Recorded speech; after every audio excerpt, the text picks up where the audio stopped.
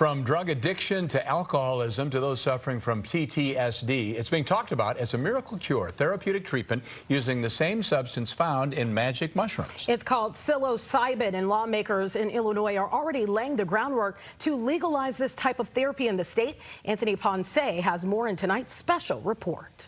I was drinking, anywhere from 20 to 30 drinks when I was in a sitting. For John Costas, those 20 to 30 drink binges meant multi-day hangovers. And I could only drink if I had maybe a Monday off, because it would take multiple days for me to physically recover from that.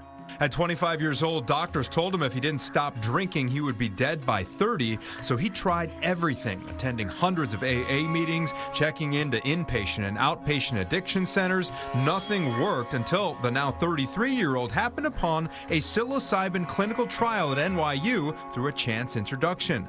The only reason I went into this was I'd already tried everything. So the alternative was death for me. For Costas, the trial consisted of weekly psychotherapy coupled with 3 supervised psilocybin sessions. That's the same compound found in psychedelic mushrooms, each in a clinical setting monitored by 2 doctors. I stopped drinking after my first of 3 psilocybin sessions, and I have not done psilocybin since.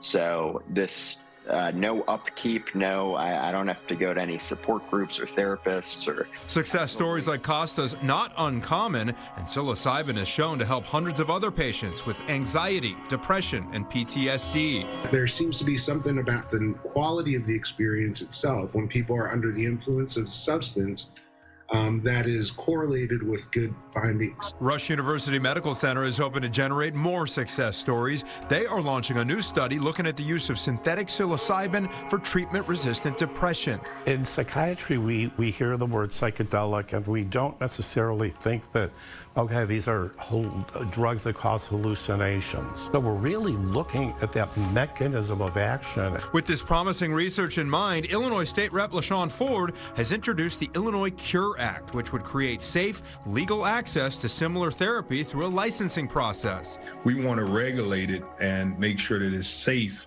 and people have safe places to receive the therapy. But the proposed Cure Act doesn't stop there. It also removed the criminal penalties for the possession of the mushroom plant that we know is a natural healer. If passed, Illinois would join states like Oregon and Colorado in decriminalizing psilocybin mushrooms. But however well-intentioned it may be, decriminalizing mushrooms could carry a major risk. That could really jeopardize this whole research. Because psilocybin can induce suicidality and self-harm in some patients, researchers worry looser rules might encourage bad actors to provide it to vulnerable people. That's, why many researchers are advocating for a cautious approach, because it's exactly those vulnerable patient populations who are looking for help from dealing with their mental health conditions who are more likely to go out and seek these types of treatments. And we want the proper medical professionals conducting this, because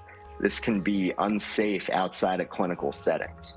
Both agree the best way for safe psilocybin therapy to become truly widespread and covered by insurance is for states like Illinois to slow down and give clinical trials more time to provide the right data and allow the FDA to remove the substance from its Schedule 1. I don't say this lightly. This saved my life, but we need to go about this the right way. State Rep LaShawn Ford says he is hoping the legislature will pass the Cure Act this spring and for Illinois to have its very first clinic in place by year's end. But even if that does happen, psilocybin would still be illegal at the federal level, which isn't expected to change for at least 2 years. Anthony Ponce, Fox 32, Chicago.